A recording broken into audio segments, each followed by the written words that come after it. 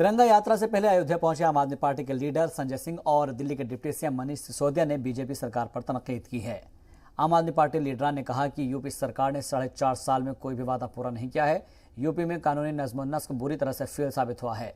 उन्होंने कहा कि बीजेपी सरकार में जमकर घोटाले हुए हैं और इस दौरान आम आदमी पार्टी के लीडर सॉफ्ट हिंदुत्व का सहारा लेते भी नजर आए। आम आदमी पार्टी के लीडर ने कहा है कि दिल्ली सरकार भगवान राम के आशीर्वाद से ही काम करती है।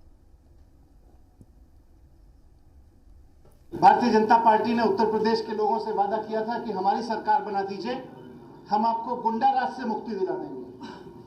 भारतीय जनता पार्टी ने 4.5 साल पहले वादा किया था उत्तर प्रदेश की जनता से कि हमारी सरकार बनवा दीजिए, हम आपको भ्रष्टाचार से मुक्ति दिलवा देंगे। बीजेपी के नेताओं ने वादा किया था कि हम नौजवानों को नौकरियां दिलवाएंगे। योगी जी ने सपने दिखाए थे कि हम किसानों की फसल को दोगुना कर देंगे। 4.5 साल पहले इन्होंने सपने दिखाए थे उत्तर प्रदेश की जनता के बीच कि हम ऐसी कानून व्यवस्था लागू करेंगे कि महिलाएं बहनें एकदम सुरक्षित महसूस करेंगी, सबके लिए अच्छी शिक्षा की व्यवस्था होगी, सबके लिए अच्छे स्वास्थ्य की व्यवस्था होगी।